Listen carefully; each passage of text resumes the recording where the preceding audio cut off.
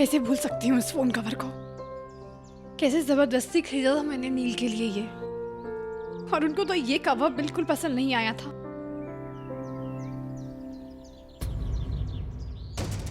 लेकिन सोचने वाली बात ये है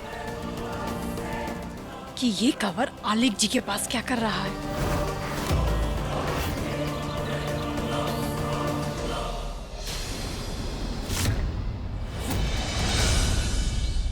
क्या कर रहा है तू? तो जानता है ना आलेख जी कितने गुस्से वाले हैं, फिर उनके फोन के साथ क्यों खेल रहा है? अब मालकिन जी, वो आलेख जी तो फोन पर है, तो ये उनका फोन कैसे हुआ? वैसे मुझे लगता है ना ये फोन नीलकंठ जी का है। तू बड़ा जानता है नीलकंठ को। अरे आलेख जी व्यापारी हैं और व्यापारियों के पास 2-4 फोन तो होते ही है ना।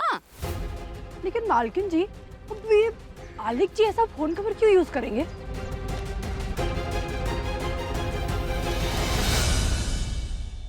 ये नीलकंठ की पहली पत्नी ने उसे दिया था।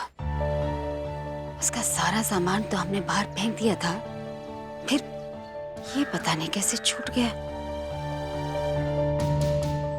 मुझे लगता है कि आलेख जी नीलकंठ को गुस्सा दिलाने के लिए जानबूझकर ये कवर फोन पे लगाते। आगे से ध्यान रखना।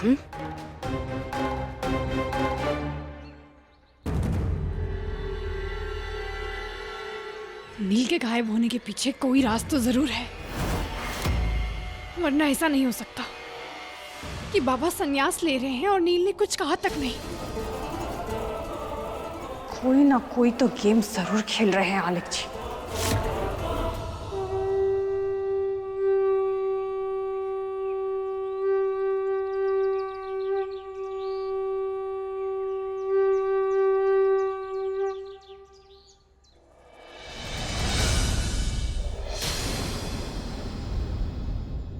देख लिया आप सबने, मेरी सालों की तपस्या का फल मिल गया।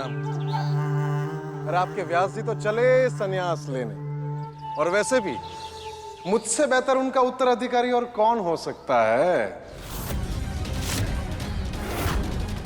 महंत की पदवी पर तो सिर्फ और सिर्फ आलेख नौटियाल का हक है। दिन के सपने सच नहीं होते आलेख जी। मैं खुद महाआचार्य जी से बात करूंगी, कहूंगी उनसे कि आप इस पदवी पे बैठने के लायक नहीं हैं।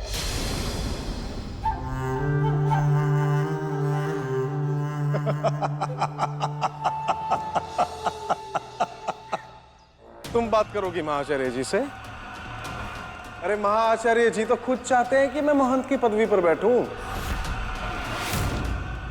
देवप्रयाग में होने वाले पिछले 5 सालों में सभी धर्म कार्य के लिए धनराशि तो मेरी फैक्ट्री से जाती है। तुम एक काम करो, तुम्हें विश्वास नहीं हो रहा है तो महाआचार्य जी को फोन करो और उनसे पूछ लो। नहीं, उनको फोन मत करो, वो यहीं आ रहा है महंत पद की विधि के लिए, तब उनसे पूछ लेना।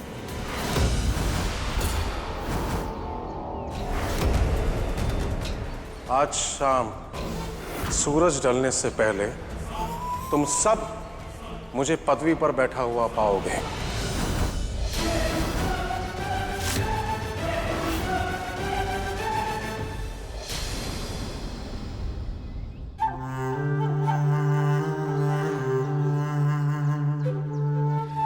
नवेली, तुम्हारा पति महंत बनने जा रहा है। ये आंगन की साफ सफाई कौन करेगा?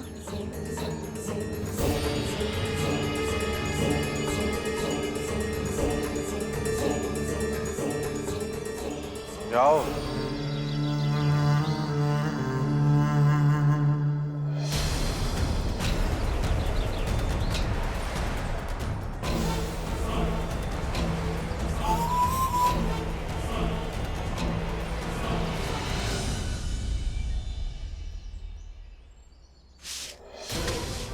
आलेख जी महंत नहीं बन सकते। मैं नील के बिना आलेख जी को महंत बनने से कैसे रोकूं? या अल्लाह, आलेख जी जो गुनाह करने जा रहे हैं उन्हें कैसे रोकूं? काश नील और बाबा यहाँ पर होते। सब सोचने लगे कि जब बाबा यहीं नहीं है तो इतने बड़े घड़े को कौन भरेगा। इतनी ताकत ना माँ में थी ना बड़े बेटे में, और छोटे बालक की तरफ तो किसी का ध्यान ही नहीं गया। तभी पता है क्या हुआ? छोटा बालक अपनी हथेली में पानी भर भर के लाने लगा। सब सोचने लगे कि क्या कर रहा है। ऐसे पूरे 100 बार हथेली में पानी भर भर के उस छोटे से बालक ने उस घड़े को भर दिया। इसका मतलब तो ये हुआ कि छोटे बच्चे हर वो काम कर सकते हैं जो बड़े कर सकते हैं, राइट? वैसे मेरी अम्मी ने भी मुझे यही सिखाया।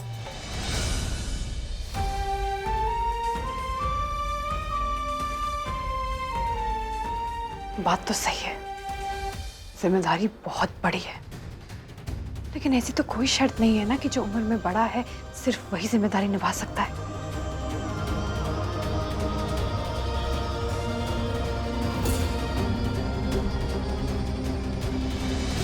मुझे समझ नहीं आ रहा मैं तुम्हारी बात सुन ही क्यों रही हूँ। जानते क्या हो तुम हमारे परिवार के बारे में, लेकिन जो तुम कह रहे हो वो भी तो सही है। आलेख जी इस पदवी के लिए बिल्कुल गलत है, लेकिन सुझाव जो तुम दे रहे हो वो नामुमकिन है। नहीं मैडम जी, मुश्किल है, अनसुना है, अजीब है, लेकिन नामुमकिन नहीं है। महंत कौन बनेगा इससे देवप्रयाग के लोगों को फर्क पड़ेगा, उनकी जिंदगियों पर असर पड़ेगा। लेकिन इतनी ऊंची पदवी अगर आलेख जी को मिल गई तो हो सकता है ना कि वो शहर के लोगों को गुमराह करे। ये तोप सिंह कितने आत्मविश्वास के साथ बात करता है। पता नहीं क्यों इसे देखकर बार बार चाहत की याद आती है। मैडम जी, जो मेरे दिल में था मैंने वो कह दिया, आगे आपकी मर्जी।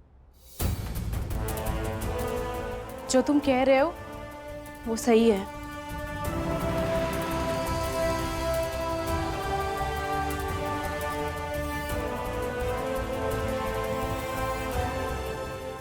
क्यों श्लोक महंत नहीं बन सकता? आखिर उसके पास जो भी ज्ञान है वो सब व्यास जी का दिया हुआ तो है। हाँ,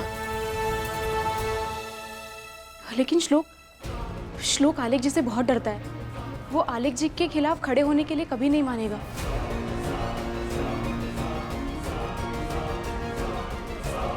ओ जी, तुसी फिकर नॉट। तोप सिंह दुनिया दी होप है। मैं बनाऊंगा बच्चों ਨੂੰ।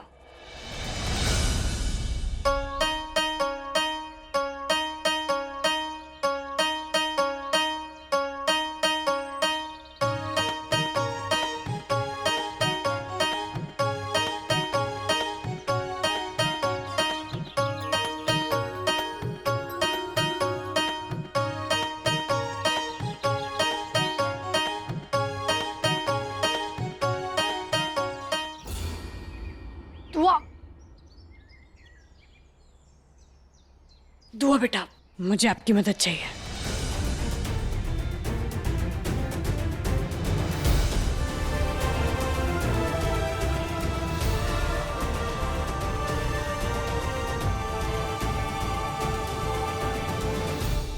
अरे दुआ, ताली तो बजाओ।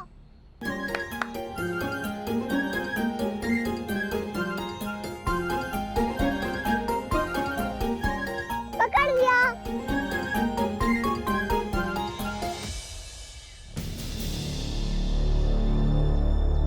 बल्ले बल्ले अंकल, आप दुआ गए। पुत्र, मेरी बात सुन, इधर चल, यहाँ बैठ। पुत्र, मेरी गल ध्यान से सुन। तेरी दोस्त दुआ है ना, अब वो तेरे साथ नहीं खेलेगी। क्यों? क्योंकि उसकी माँ उसको लेने के लिए गाड़ी भेज रही है। वो अंदर अपना सामान पैक कर रही है। अब तेरी दोस्त दुआ तेरे साथ कभी नहीं खेलेगी पुत्र। क्या करेगा तू? क्या? नहीं, मेरी गणेश मित्र मुझे ऐसा छोड़ के नहीं जा सकती। मैं उसे नहीं जाने दूंगा।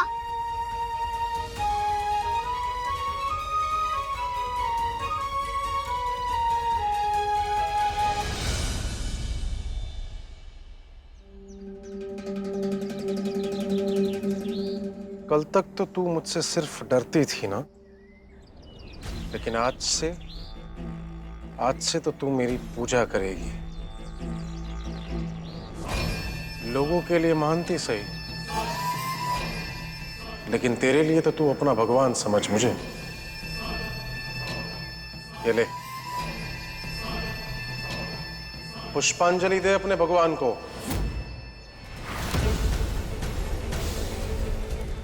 तब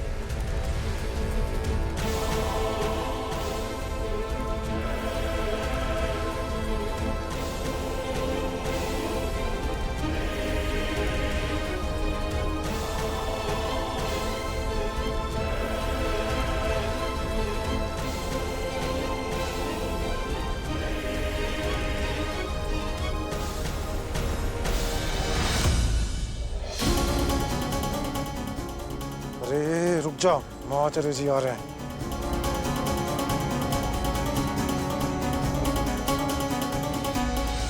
अरे अरे भाग्यवान, मुझ पर फूल मत बरसाओ। मैं तो ये सुख समृद्धि छोड़कर सेवक बनने जा रहा हूं। अगर मेरे लिए कुछ करना चाहती हो तो देवप्रयाग में जितने भी गरीब हैं उन सबको भरपेट खाना खिलाओ, और तुम देखना तुम्हारे पति का पेट अपने आप भर जाएगा। लो, महाचार्य जी आ गए। चुप रहे। प्रणाम महाचार्य जी। जय शिव शंभो आचार्य जी, जय शिव शंभो। शंभो शंभो। आचार्य जी, महाचार्य जी मेरी पत्नी है। खुशी के मारे पागल हो गई है जब से उसे पता चला है कि मैं महंत पद पे बैठने वाला हूँ। महाचार्य जी सालों से व्रत रखती आ रही है मेरे लिए। वो बेचारी कोई व्रत नहीं रखती थी आलेख जी, भूखा तो आप रखते थे उसे। और आज वो दिन भी आ गया कि आप जैसा राक्षस महंत बनने जा रहा है। भगवान करे तोप सिंह श्लोक को मना पाए। लेकिन बल्ले बल्ले अंकल, कोई तो रास्ता होगा ना। पुत्र, ऐसे तो कोई रास्ता नहीं है। हाँ पुत्र, अगर व्यास जी घर पर होते ना तो बात बन सकती थी। तो वो कह देते ना कि दुआ इस घर से कहीं नहीं जाएगी, तो कोई दुआ को कुछ बोलता भी नहीं और दुआ घर पे ही रहती। पर व्यास जी भी कहाँ हैं पुत्र?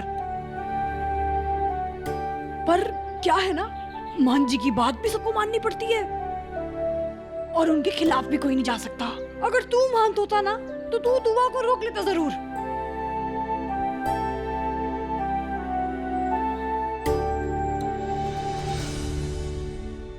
लेकिन दादू हमेशा मुझे छोटा महंत बुलाता है ना, फिर मैं क्यों नहीं बन सकता महंत?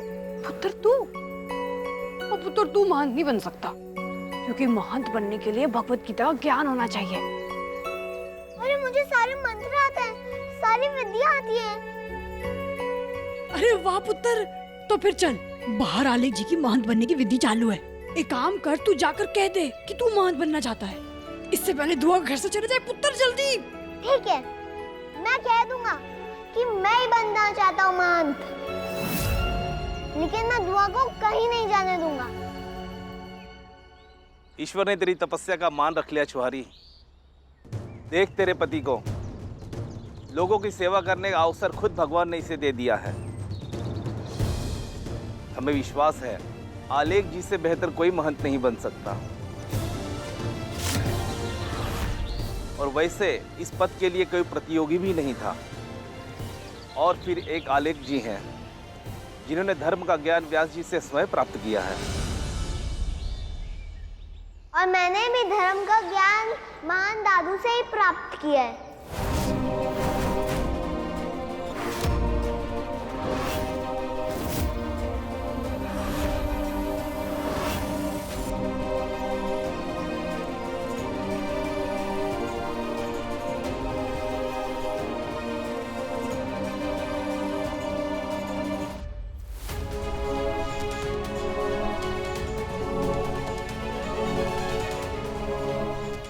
महाचार्य जी, महंत तो मैं भी बन सकता हूँ ना?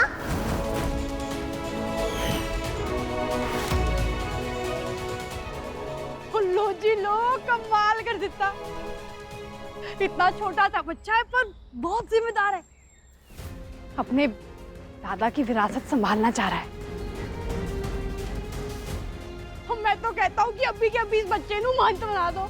चंगा मुंडा है जी। क्या बकवास कर रहे हो? ये बच्चा है वो। क्या मजाक चल रहा है ये सब? श्लोक, अंदर जाओ, अंदर जाओ। रुक जाओ आलेख।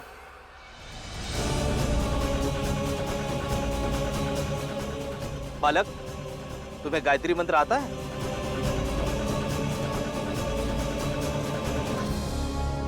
ओम भूर्भुवस्सुः तत्सवितुर्वरेण्यं भर्गो देवस्य धीमहि धियो यो न प्रचोदयात्। ओ जी ओ कमाल कर देता मुंडे ने। क्या तुम्हें विष्णु गायत्री मंत्र का ज्ञान है? ओम नारायणाय विद्महे वसुदेवाय धीमहि तन्नो विष्णु प्रचोदयात्। वंदे विष्णुं भवभयहरं सर्वलोकैकनाथं। क्या तुम्हें विष्णु कृष्ण अवतार मंत्र याद है? श्री कृष्ण गोविंद हरे मुरारी हे नाथ नारायण वासुदेवाय। Too good. छा गया मुंडा।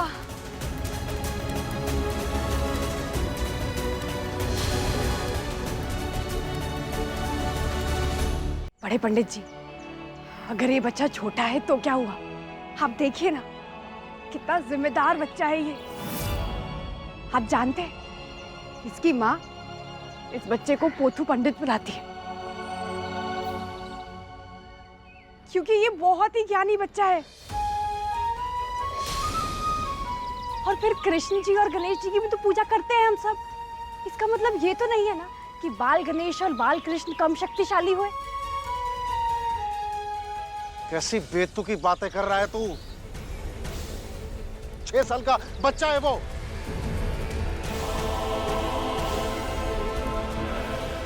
आलेख पाजी, 6 साल का बच्चा जरूर है, लेकिन अपने 6 साल में लोगों की सेवा करना सीखा है।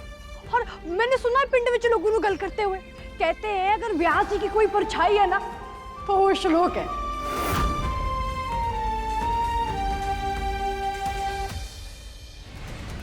2 टके के नौकर मुझसे जबान चलाता है। हिम्मत कैसे हुई तेरी? हाँ, रुक जाओ।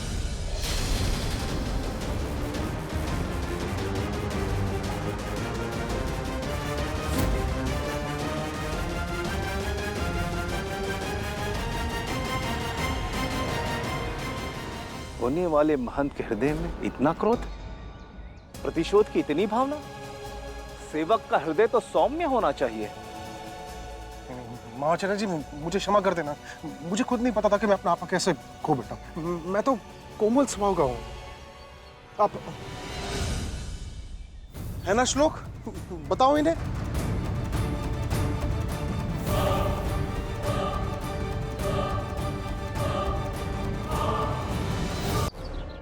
श्लोक, आप पीछे जाइए, हट जाइए पीछे आप।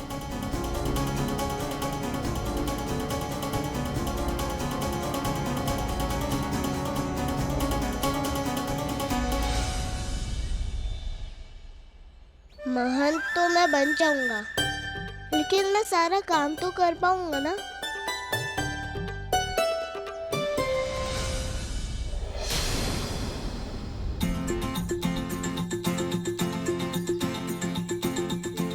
मुझे तो लगता है मेरा बेस्ट फ्रेंड सब कर पाएगा। मैं हूं ना तुम्हारे साथ।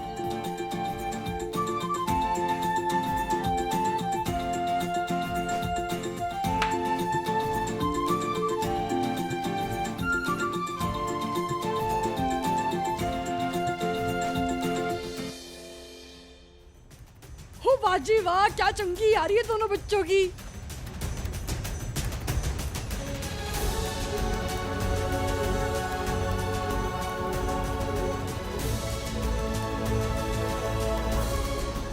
जब तक नील आप नहीं आ जाते तब तक मैं श्लोक की ढाल बनकर उसकी हिफाजत करूंगी।